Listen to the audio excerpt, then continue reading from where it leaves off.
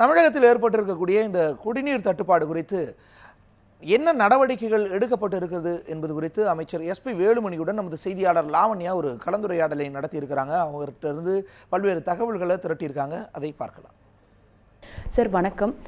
குறிப்பாக வடகிழக்கு பருவமழை தமிழகத்தில் பொய்த்து போயிருக்கிறது. இந்த நிலையில் தமிழகத்தில் நிலவக்கூடிய குடிநீர் பிரச்சனையை கட்டுப்படுத்துவதற்கு என்ன மாதிரியான நடவடிக்கைகளை அரசு மேற்கொள்ள இருக்கிறது? மாண்புமிகு புரட்சித்தலைவி அம்மா அவருடைய அரசு போர்க்கால அடிப்படையில் குடிநீர் பிரச்சனையை தீர்க்க நடவடிக்கை எடுத்து வருகிறது.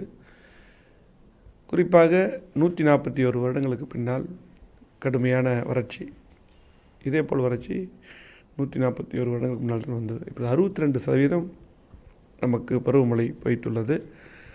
2 பருவமழை நமக்கு பெய்யவில்லை. இதில் மாண்புமிகு முதலமைச்சர் தலைமையிலே கூட்டம் நடத்தப்பட்டு நேற்றையும் கூட இன்றைக்கி வறட்சி மாநிலமாக அறிவித்து 15 வகையான நிவாரணங்களை அறிவித்தார்கள். இதுலேயும் கூட குடிநீர் திட்டத்துக்காக ஏரிகள் தூர்வாருவதற்காக 3400 கோடி அறிவித்தார்கள்.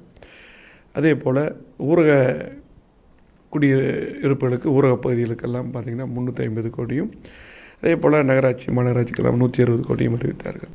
சார், அதே போல் சென்னை போன்ற பெருநகரங்களை பொறுத்தவரை மக்கள் தொகை அதிகமாக இருக்கும். கடந்த காலங்களில் விவசாய கிணறுகளை வாடகைக்கு எடுத்து நம்ம தண்ணீர் கொடுத்து வந்தோம்.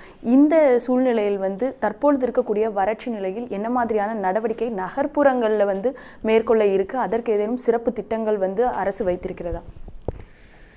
இப்போ சென்னை பொறுத்தளவுக்கு புரட்சித்தலைவி அம்மா அவர்கள் கொண்டு வந்த கடல் நீரை குடிநீராக்கும் திட்டம் இருக்குது. அதில் 200 MLD வருது. வீராணம் ஏரியிலேருந்து வந்துட்டுருக்குது.